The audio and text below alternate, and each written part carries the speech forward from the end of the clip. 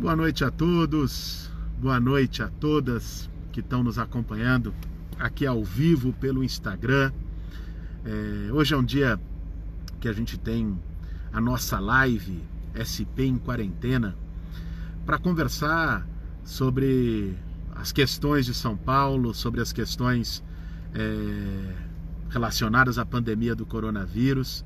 E hoje eu vou receber um amigo muito especial, que é o Daniel Cara, né?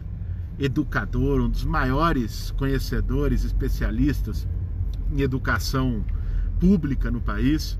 E o Daniel vai falar um pouco para a gente sobre EAD, as dificuldades que tem tido de exclusão digital em relação ao ensino à distância, as dificuldades pedagógicas, as dificuldades para os professores, para os profissionais da educação.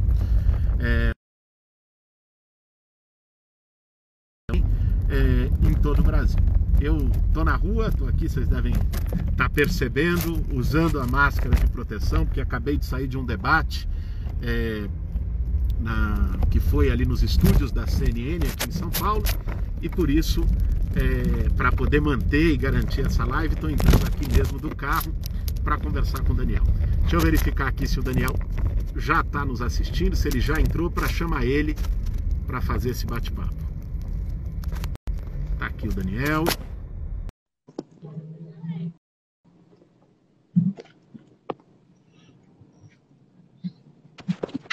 Foi, entrou? Opa, e aí, Daniel? Entrei aqui.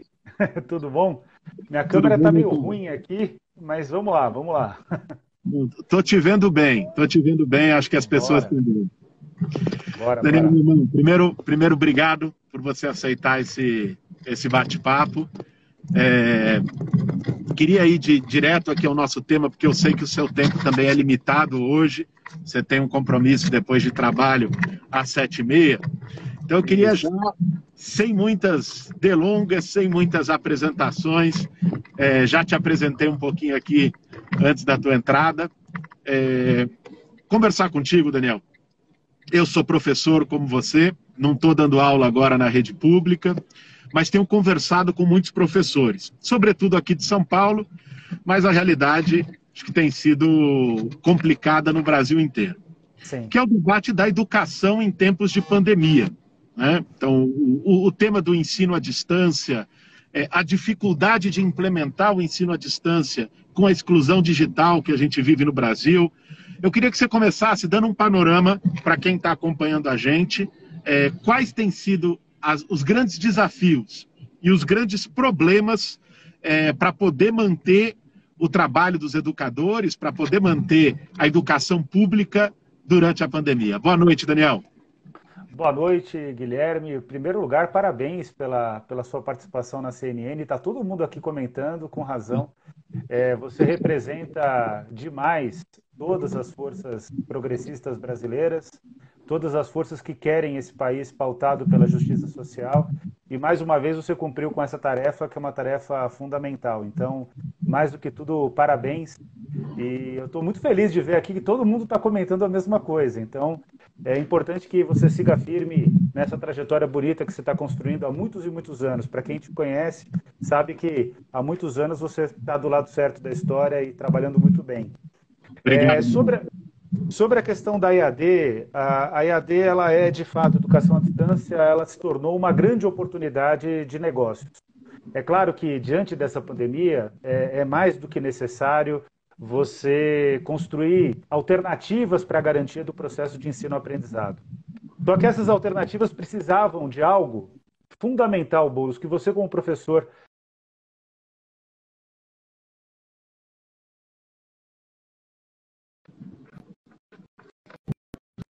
professores no planejamento pedagógico. E você, como professor, sabe que quando não se envolve o professor, a realidade é que o trabalho da educação ele não se realiza. O professor, junto com o aluno, é sujeito do processo educacional. Então, o que está acontecendo na prática é que hoje o Brasil vive um enorme desalento em relação à educação. Nós temos hoje 40 milhões de estudantes das escolas públicas sem acesso a uma educação de qualidade, né? Já não tinham na educação presencial, agora na educação à distância a situação está pior. Os professores estão fazendo um trabalho belíssimo, hercúleo, de tentar driblar os erros que estão sendo cometidos pelas secretarias, especialmente pelas secretarias estaduais, mas também pelas secretarias municipais, que é o caso aqui de São Paulo, que tem investido muito em plataformas de educação à distância, mas não tem feito isso com a participação dos professores e o resultado tem sido muito ruim. Aqui na cidade de São Paulo, eu tenho contato com professores que conseguem só ter a participação de 2 estudantes numa sala de aula com mais de 20 alunos. E são 2 estudantes que têm as condições de acesso à internet. Estou falando de escolas da periferia de São Paulo. As escolas privadas também estão indo muito mal aqui na cidade. O governo do estado está indo muito pior do que a prefeitura, inclusive, porque tem vendido a educação à distância como solução. E a gente tem que tomar cuidado, Guilherme, para que a educação à distância não vire a estratégia de precarização da educação e substituição à educação presencial. Então, é um momento difícil e a solução passa por reconhecer a voz dos educadores e por dar espaço para as famílias falarem, né? Esse é o caminho que a gente tem que trilhar. Não, muito bom, Daniel. Eu acho que esse tema que você coloca acho que é fundamental, tanto do ponto de vista da situação, como do ponto de vista da armadilha. Porque não é só a situação imediata, presente, das dificuldades que tem tido, mas também criar uma ideia de que, olha, a pandemia mostrou para nós de que não é tão necessária assim a educação presencial. Enquanto que o que eu vejo é justamente o contrário. E aqui vou te dar um depoimento, não como professor, mas como pai. Eu tenho 2 filhas, uma de 8, outra de 10 anos. As 2 estão no ensino fundamental, né? E estão fazendo educação à distância.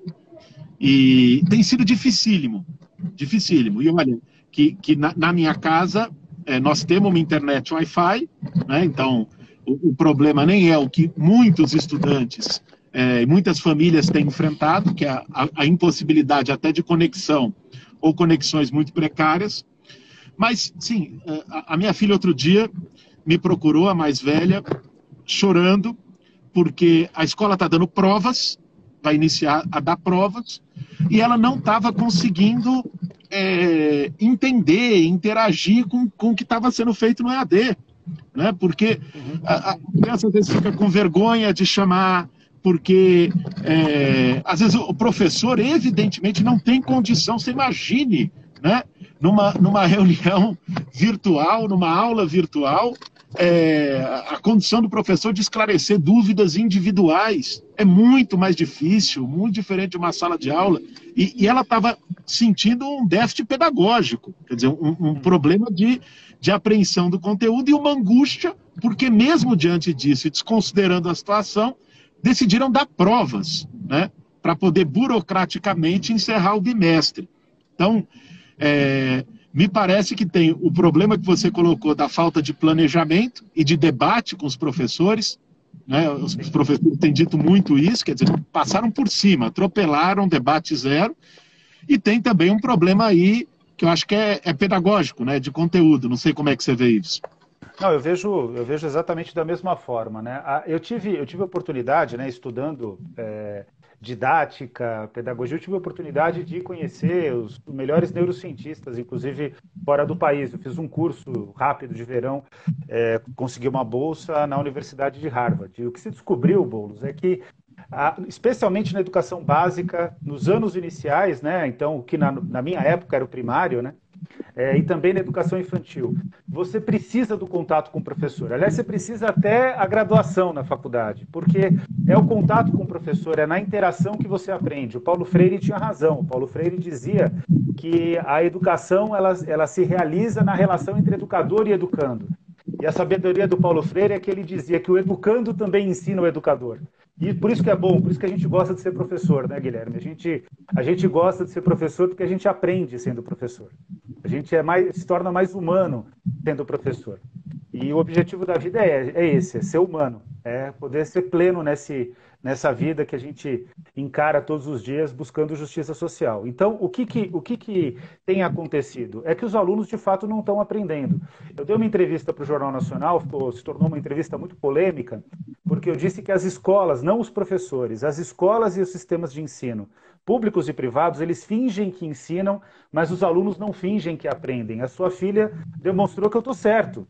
Ela não está fingindo que ela está aprendendo. Ela precisa, de fato, ter uma relação significativa. E quando ela tem, por sorte, no teu caso, um pai que pode se dedicar e que sabe, conhece, porque é professor, quando ela tem ao contato com os amigos, o processo da educação presencial na escola acontece muito melhor. Então, a educação é a atividade mais humana que existe, porque ela é essencialmente pautada em construir junto com o outro, o professor com o aluno, o processo de apropriação da cultura. Apropriação e transformação, que esse é o nosso objetivo, né, Guilherme? Transformar a cultura para que a cultura seja uma cultura inclusiva de todas e todos. Então, nesse momento, na pandemia, não está acontecendo, e não está acontecendo no mundo todo. O que acontece aqui no Brasil, não está ocorrendo a humildade de reconhecer que esse é um momento de exceção, que a gente está vivendo quase uma situação de guerra. E diante de uma situação de exceção e de guerra, é preciso ter humildade, ouvir os professores, conversar com as famílias, acordar o processo de ensino-aprendizado e reconhecer que, diante da pandemia, é fundamental lecionar as disciplinas, mas é preciso também discutir valores. E esses valores, que precisam ser valores essencialmente humanos e cidadãos, eles estão sendo pouco trabalhados pelas escolas, pelo que eu tenho acompanhado. Não é momento de dar prova, não é momento de avaliar, é momento de acolher, é momento de conversar e é momento de construir uma nova educação, inclusive, uma educação que seja pautada naquilo que é mais rico, que é a troca entre educador e educando. Com certeza, com certeza. Essa relação humana, é isso que faz a educação. Muito importante, Daniel, muito importante você trazer essa reflexão e citando o nosso grande mestre, apesar de todos eles, patrono da educação brasileira, Paulo Freire. Eu queria também te colocar uma outra questão, Daniel, que não é exatamente pedagógica, mas tem a ver com a vida escolar, que é o tema da merenda, né? Eu não sei se você está acompanhando esse debate. Enfim, a refeição, talvez até a refeição principal, e muitas vezes a única refeição de vários alunos da educação pública, né, é a merenda escolar.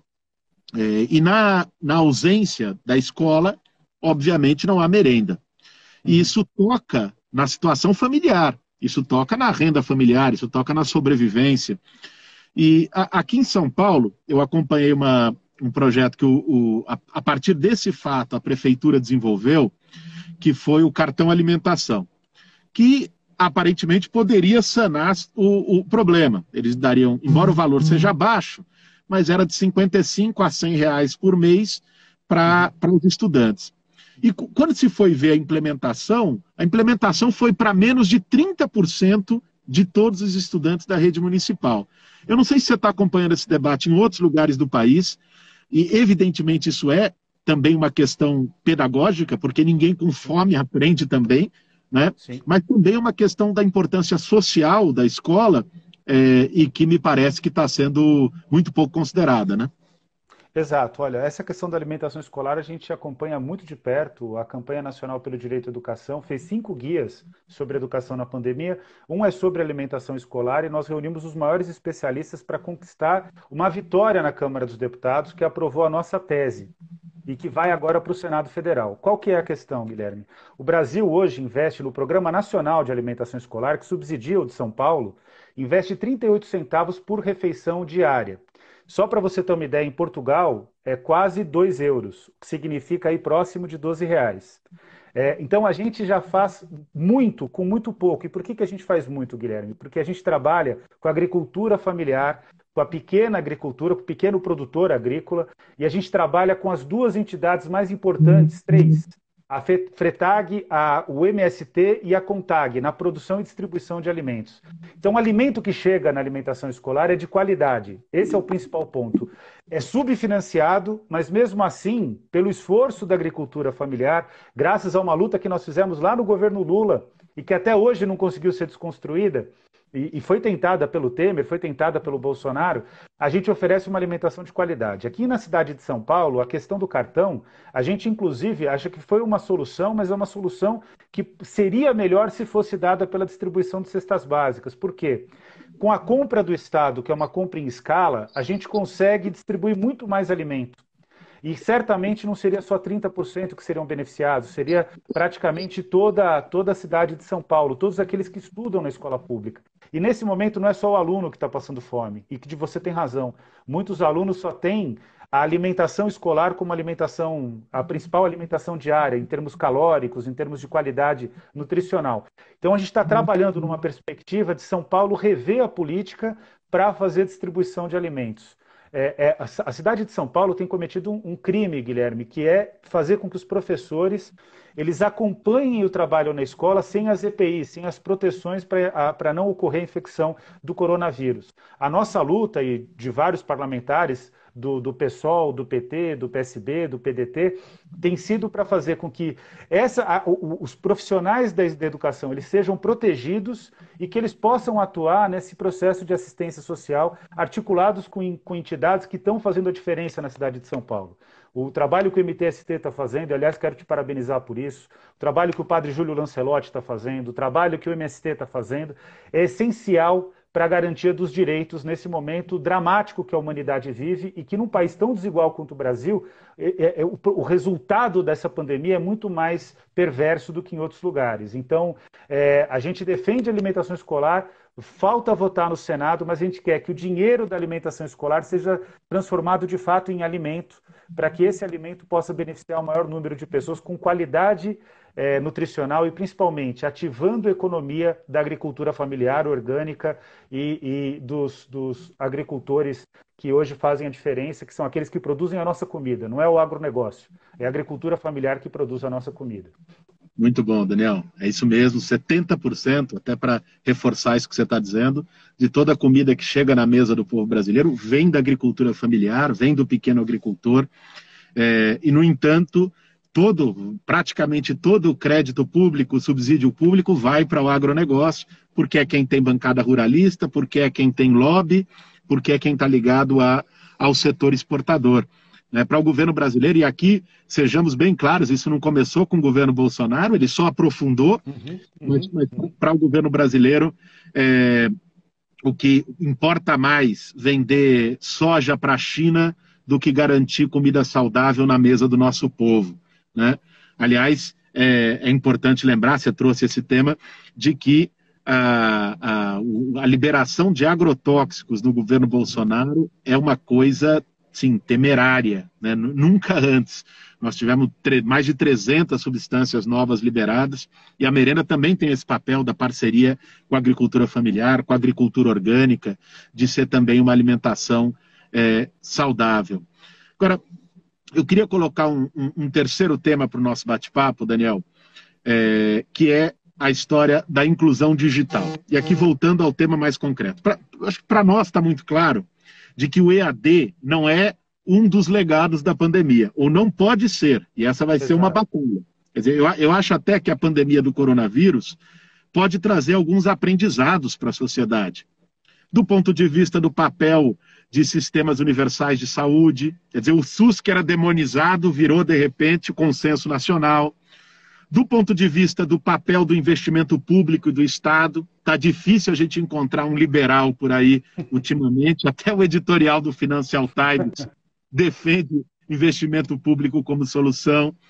Do ponto de vista da solidariedade, você citou aí campanhas como a do Padre Júlio com o povo de rua, do MTST, que chegou agora ontem a R$1 milhão arrecadado, já distribuiu 200 toneladas de alimento, mais de 50 mil máscaras, como essa que eu estou usando aqui, foi produzida pelas cooperativas de costureiras das periferias que o MTST construiu.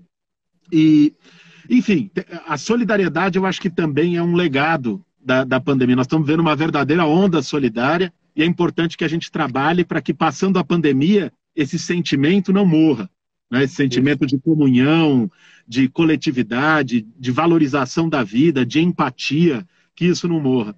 Agora, o EAD, eu acho que é uma das coisas que a gente vai ter que combater como solução no pós-pandemia. Ok, a gente aprendeu na pandemia que algumas reuniões que a gente fazia presencialmente, elas podem ser virtuais. Muito bem, mas reunião não é educação, né?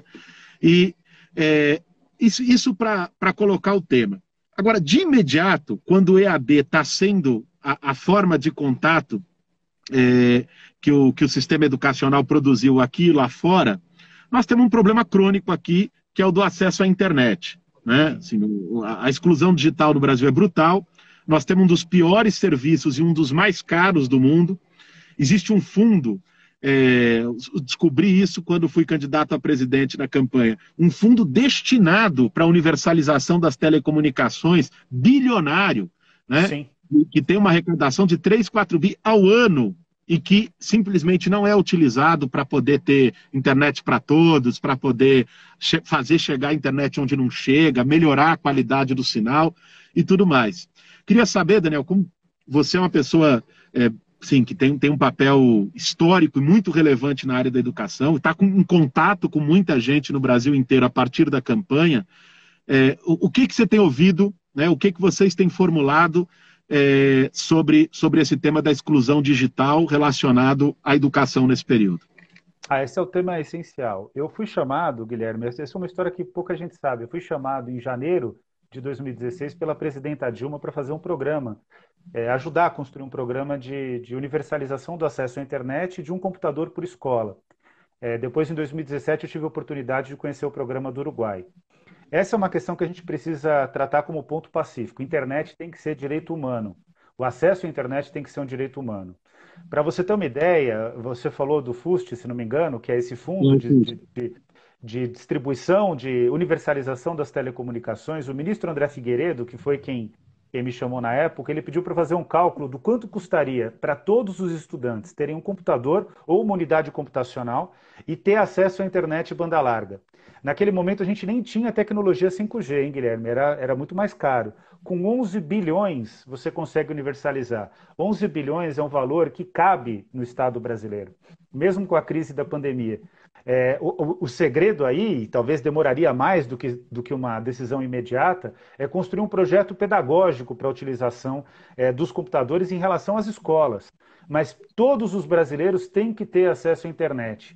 Muita gente fala sobre quarta revolução industrial. Quarta revolução industrial, que bons economistas discordam de que ela vai existir, mas ela está baseada, entre outras coisas, na robótica e na universalização da internet. O Brasil não pode ficar atrás desse processo. O problema é que o governo Temer desconstruiu as iniciativas, o governo Bolsonaro também não colaborou nas iniciativas, e na época que foi governo, né, no primeiro mandato e no segundo mandato, e isso eu coloquei, inclusive, nos debates, a presidenta Dilma foi tímida na tentativa de universalização desse direito, que é o acesso à internet, e não fez uso do FUST. Esse é um tema, assim, isso a gente trabalhou juntos na construção do seu programa, eu colaborei, né, o programa que você liderou. O programa que você fez, Guilherme, isso tem que ficar claro. Muitas pessoas estão falando, retomando os programas presidenciais. O melhor programa Presidência da República é o seu. Isso as pessoas têm que reconhecer, porque ali a gente coloca a democratização do FUST, a gente coloca a universalização da internet, a gente coloca a distribuição de unidade computacional. Isso não significa apoiar a educação à distância, mas é reconhecer que a educação tem que ser presencial, mas não pode excluir a tecnologia, porque a tecnologia já é o cotidiano dos nossos jovens. É isso mesmo, Daniel. Acho excelente você retomar essa ideia, quer dizer, não é uma coisa ludita, né? Vamos destruir as máquinas, vamos acabar com os computadores, muito pelo contrário. Né? Eu acho que não tem nenhuma contradição entre a gente defender esse contato e essa relação humana tão necessária, própria da educação, e ao mesmo tempo a gente defender a universalização da internet, o uso de recursos digitais dentro da própria escola, para os próprios estudantes. Elas só não podem ser vistas como substitutivas, né? Uma ou outra, elas são complementares. Eu acho excelente, e você lembrar essa história da construção do programa, enfim, o papel extraordinário que você teve nessa construção. Daniel, meu irmão, nós estamos chegando aqui no nosso limite de tempo. Infelizmente. A gente inicialmente tinha combinado de começar às 6h30 e poder conversar 1 hora até o teu compromisso das 7h30.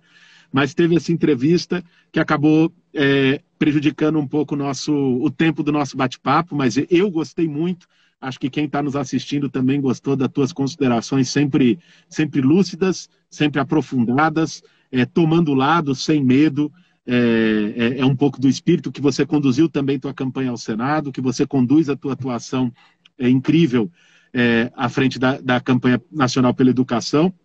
Eu queria te deixar aqui esses minutos que nos restam aí até a gente terminar, você fazer considerações finais, qual a mensagem que você hoje acha que deveria ficar para os professores, para os profissionais de educação, para os alunos, para os pais, enfim, o que você deixaria como mensagem final?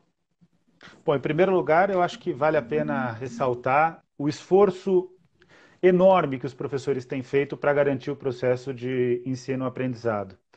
Também preciso ressaltar o esforço que as famílias têm feito, né? Então, famílias e professores estão fazendo o máximo, mas diante de um país tão desigual, em que os recursos são distribuídos de forma tão desigual, na realidade, a gente está tentando tirar leite de pedra. Então, é preciso reconhecer esse esforço e dizer que a gente vai caminhar ao lado das famílias, ao lado dos alunos e ao lado dos professores em relação a todas as questões da educação na pandemia. Agora, por último, Guilherme, eu quero te fazer uma fala aqui que ela precisa ser dita. Nós precisamos, no Brasil, ter gestores públicos, ter pessoas que passaram pela escola pública, que passaram como estudantes, que passaram como professores, e você não tem dimensão da importância de todo o seu esforço político para se tornar um gestor público no Brasil, para se tornar um membro do Poder Executivo, um membro do Parlamento, quer dizer, eu espero que seja do Poder Executivo e que seja rápido, porque a gente precisa ter professores na condução desse país, e não adianta ter só professor universitário. Eu falo como professor universitário, mas com experiência na escola pública. Precisa ter gente que conhece a escola pública, que conhece a periferia do Brasil, que está com o pé aonde que tem que estar mesmo, que é o pé nos lugares que são mais prejudicados pelas desigualdades, porque a nossa cabeça está onde o nosso pé está, e o seu pé sempre esteve no lugar certo, a sua cabeça sempre esteve no lugar certo. É dessa maneira que a gente vai mudar o país, e você vai ter um papel fundamental nessa mudança. Estou ao seu lado, a gente milita juntos no PSOL, a gente milita juntos em várias questões. A gente precisa fortalecer a proposta partidária, precisa fortalecer a proposta da esquerda, mas principalmente a gente precisa ter pé no chão e ter gente que sabe amassar barro e que sabe construir coletivamente. Então, meus parabéns, o que vocês estão fazendo na cidade de São Paulo, eu fico emocionado, no Brasil inteiro, o MTST, não é só a luta por moradia, é a luta por todos os direitos, e eu acho que isso precisa ser reconhecido, então eu estou aqui para te prestar essa homenagem e dizer que você tem uma vantagem sobre mim, porque você já jantou lá na CNN, eu não pude jantar ainda. Ficou chato até. O debate contigo está ficando difícil, né? Você ganha todos, né? Então, mas é um prazer estar contigo. Vamos caminhar juntos e vamos lutar pelos direitos do povo brasileiro para que esse país seja digno, próspero e sustentável e que seja um país de todos e de todas, sem exceção. Obrigado, Daniel. Obrigado pela tua generosidade, meu irmão, pela tua clareza, capacidade de exposição. Sempre impressionante. Valeu mesmo, obrigado pelo teu tempo. Acho que te tomei uns minutinhos a mais o teu outro compromisso. Tudo bem. Mas estamos juntos e quero muito contar contigo nesse próximo período, nesses debates que nós vamos fazer de construções programáticas e tal. Te procurar para a gente conversar nesse momento virtualmente, mas assim que possível pessoalmente. Obrigado, Daniel. É isso aí. Construção conjunta, tamo junto, cara. Tamo junto. Obrigado você. Um abraço para todo mundo que acompanha a gente. Abraço, para quem acompanhou e veio através das minhas redes aí, terminando aqui, vai lá, segue o Daniel Cara, segue o perfil, a página dele, porque é uma voz fundamental para pensar a educação pública e para pensar o país. Valeu, gente. Valeu, tchau, tchau.